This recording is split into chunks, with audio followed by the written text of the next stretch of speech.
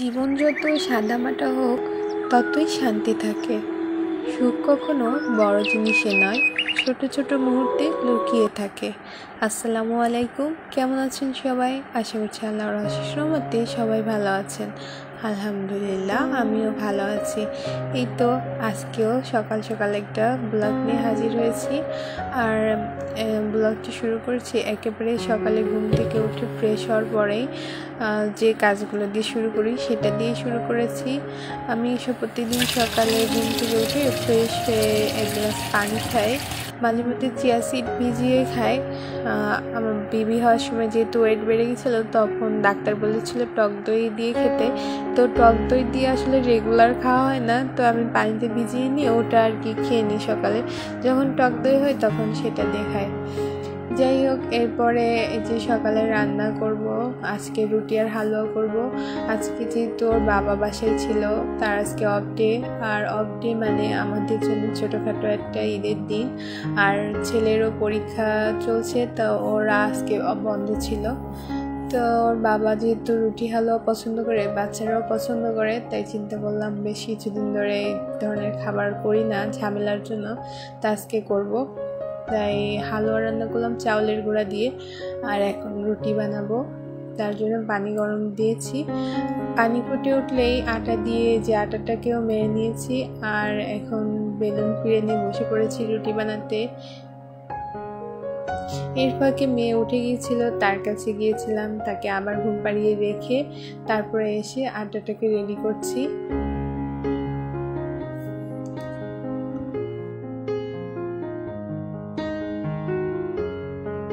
মাখা হয়ে গেলে যে সাইজের আর কি রুটি বানাবো সে অনুযায়ী কেটে নিচ্ছি। আর এরপরে বেলা শুরু করছি। মানুষ জন্ম থেকে শিখে আসে না, পরবর্তীতে আর কি শেখার কোনো বয়স নাই। যাই যখন একটু বুঝতে শিখেছি। আর আমি কিন্তু বাড়িতে তেমন কাজ করতাম না, আমার দাদি ছিল, আমার মা আমাকে কখনো কোনো কাজ করতে দিত না। তবে শখের বসে কখনো কোনো কাজ করতে গেলে না হতো না, তো আমার দাদি যত্ন সহকারে সে কাজটি বুঝিয়ে দিতেন ধৈর্যের সাথে। তো আজ আর উনি নেই, তবে তার যে কাজগুলো সেগুলো আমি যখন করতে যাই তার কথা খুবই মনে পড়ে। তো আল্লাহর কাছে দোয়া করি তাকে যেন আল্লাহ নসিব করেন। আপনারাও সবাই আমার দাদির জন্য দোয়া করবেন, এটাই হবে আমার জন্য সবচেয়ে বড় উপহার।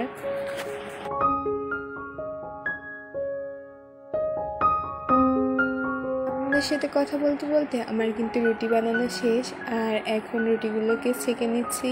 আমি এর সঙ্গে 2টা পরোটাও বানিয়েছি, আমার বড় ছেলে পরোটা খেতে চায়।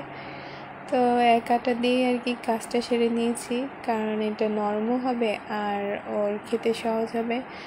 বড় ছেলেকে দেখলে ছোট ছেলেটাও চায় আর কি, তো দুজনেই খেতে পারবে, সেইভাবেই করেছি। আর পরোটা বানাতে গেলে না আলাদা একটা ঝামেলা করতে হয়, ওটা আর আমি আর করিনি। আমি চাইছিলাম দ্রুত কীভাবে কাজটা সারা যায়, তাই এক আটা দিয়েই কাজটা সেরে নিয়েছি। এই যে রুটিগুলো কত সুন্দর ফুলকো ফুলকো হয়েছে। আর এই ফুলকো রুটি হলে তা আর কিছুই লাগবে না, সবাই এটাই খেতে চাইবে।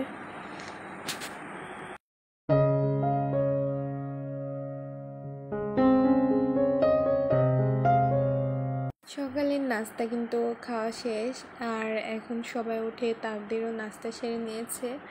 সেরে নেওয়ার পরে আর কি আমি বাচ্চাদেরকেও খাইয়ে দিয়ে এখন প্লেটগুলো ধুয়ে নিয়ে এসেছি আর এগুলো গুছিয়ে রাখছি। আর তাছাড়া ওর বাবা বাসায় আছে, তো আমার একটু ধীরে সুস্থে কাজ করছি, যেহেতু বাচ্চাদের দেখাশোনা করবে, সেও সময় দিবে ওদের সঙ্গে, তাই আর আমার আজকে এইসব চিন্তা নাই। এজন্য সব কাজ আর কি সেরে নিচ্ছি, তারপরে দুপুরে রান্নার জন্য গুছিয়ে নেব। অফ ক্যামেরায় অবশ্য আমি কিছু কাজ করেও নিয়েছি। এই যে রুমটা দেখতে পাচ্ছেন না, আমি কিন্তু সকালে ওরা ওঠার সঙ্গে সঙ্গে সব রেডি করে ফেলেছিলাম রান্না শেষ করে, কিন্তু তারপরেও না এই যে বাচ্চার ঘর তো ঘন ঘন করতেই থাকে। তারপরেও ভাবলাম রান্না করতে যাওয়ার আগে এইগুলো আরেকবার পরিপাটি করে যায়। আর যেহেতু সবাই পাশের রুমেই টিভি দেখছে আর মেয়েও ঘুমিয়ে আছে, তো এগুলো করবো। আর বাবাও বাজারে গিয়েছে। যেহেতু সপ্তাহে সে একদিনই ছুটি পায়, তো এই দিনই বাজার করে। তবে আমি তার বাজারের জন্য অপেক্ষা করব না, সব কাজ সেরেই আমি রান্নায় চলে যাব। আমি এরকমই করি। আসলে সে বাজার আনবে, সেটা কুটে ধুয়ে রান্না করব, সেটা আর কি হয়ে ওঠে না। যেহেতু ছোটো ছোটো বাচ্চা ঘরে, তো দেরি হয়ে গেলে খাবার খেতে মানে কাজ করে আমি আর কি ঝামেলায় পেরে উঠবো না, সেই সব চিন্তা করে আমি আর কি আগের দিনে যেগুলো রেখে রেডি করে রাখি, যে যাতে বাচ্চাদের নিয়ে ঝামেলা না হয়। এখানে কিছু পাট শাক আছে, আর তার সঙ্গে কিছু ঘিকাঞ্চন শাক বলে আমাদের ওখানে, সেটাই বললাম, ডাঁটা শাকের মতো।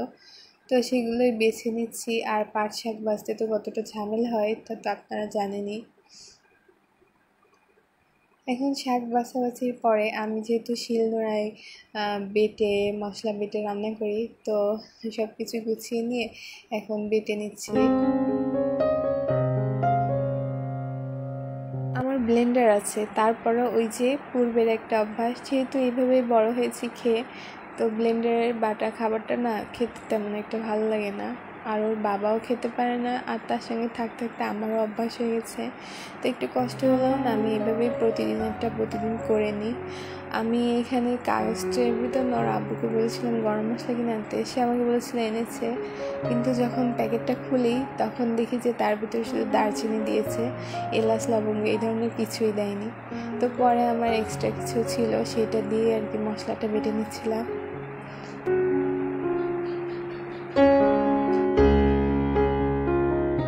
আর এরপরে এই যে আমি শিল্পটা ধুয়ে নিয়ে ওইভাবে ধুয়ে পরিষ্কার করে সাইডে কাপড় দিয়ে ঢেকে রাখি। এখন বাজার থেকে কিছু কাঁচা আম এনেছিল, আর সেগুলোই আমি ধুয়ে রাখছিলাম। আর বাজার থেকে না আমি সবজি আনলে যতটা পারি ধুয়ে রাখার চেষ্টা করি, শুধুমাত্র শাকগুলো দেখা যায় ধুয়ে রাখলে নষ্ট হয়ে যায়। ওইটা বাদে বাকি যে সবজি যাই আনুক আমি আগে প্রথমে ধুই, তারপরে শুকাই গেলে তখন ফ্রিজে রাখি। তো যথারীতি এখনও সেই একই কাজই করছিলাম। যে পাট শাকগুলো বেছেছিলাম সেগুলো আমি অফ ক্যামেরায় বটি দিয়ে কুচি কুচি করে নিয়েছি, আর সেটাই আর কি এখন ধুয়ে নিচ্ছি। অনেক আপু হয়তো বলবেন যে এই শাকগুলো আগে ধুয়ে নিলে ভালো হতো, এখন কেন করছি। আসলে আমিও জানি, কিন্তু শাকগুলো না পাট শাক লাল লাল হয়ে থাকে, আর ওইটা যদি ধুয়ে নিয়ে কাটতে যেতাম আমি তাহলে কাটতে পারতাম না। এই জন্য আগে কুচি করে নিয়ে তারপরে পরিষ্কার করে ধুয়ে নিচ্ছি। যে কড়াইটা দেখতে পাচ্ছেন, এটা আমি সকালে ডিম ভাজি করেছিলাম, তাই আর কড়াইটা ধুই নাই। এর ভিতরে শাকগুলো দিয়ে দিচ্ছি, আর এরপরে লবণ আর হলুদ দিয়ে ঢাকনা দিয়ে ঢেকে দিব। এতে আমি কোনো পানি দেবো না, শাক থেকে যে পানি বের হবে ওতেই শাকটি সিদ্ধ হয়ে যাবে।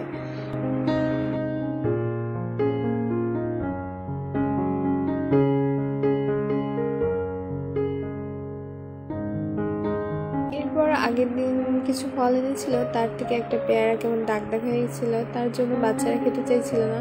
বাচ্চারা আবার কালারফুল সবজি ফল এগুলো দেখলে খেতে চায়, কিন্তু গায়ে একটু দাগ পড়লে আর খেতে চায় না। তো আমি কি করেছিলাম, সেটা ভালো করে ধুয়ে ছেলে পরিষ্কার করে পাতলা পাতলা করে কেটে মাখিয়ে দিয়েছি।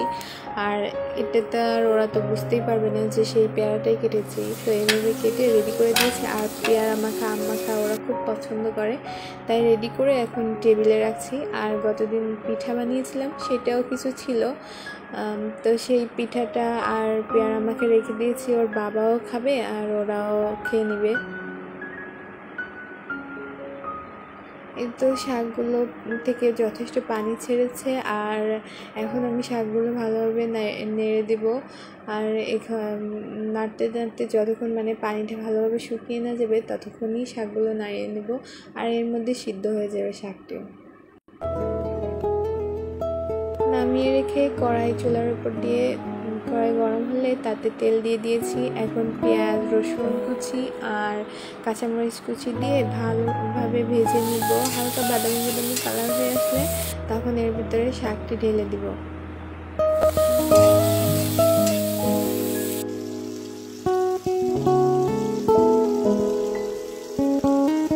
শাক ঢেলে দিয়ে কিছু সময় নেড়ে চেড়ে তারপরে নামিয়ে নিব।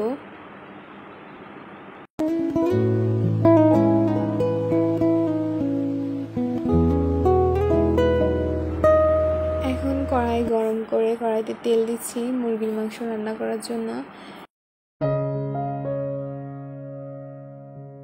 তেল গরম হয়ে আসলে এর ভিতরে আমি দারচিনি, এলাচের মাথাটা একটু ফাটিয়ে তারপরে দিয়েছি, আর লবঙ্গ দিয়ে কিছু একটু ভেজে নিব। আর এরপরে পেঁয়াজ কুচি দিয়ে দিচ্ছি। পেঁয়াজ কুচিটা আমি একটু বেশি নিয়েছি যাতে ঝোলটা ঘন হয়। আর পেঁয়াজ কুচি দিয়ে এখন আমি এটাকে একটু ভেজে নিব।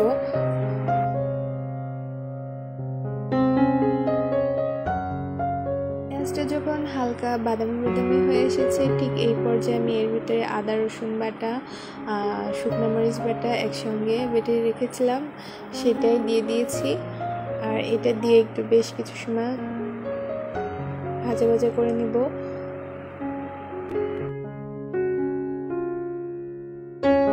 এরপর আমি এর ভিতরে লবণ, হলুদ, ধনিয়া গুঁড়া, জিরা গুঁড়া দিব।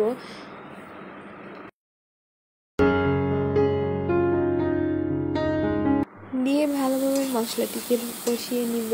সামান্য একটু পানিও দিয়েছি যাতে মশলাগুলো পুড়ে না যায়। মশলা যত ভালো কষানো হবে না, রান্না ততটাই টেস্টি হয়। এই জন্য আমি সবসময় মশলা কষানোর প্রতি বেশি একটু সময় দিয়ে থাকি।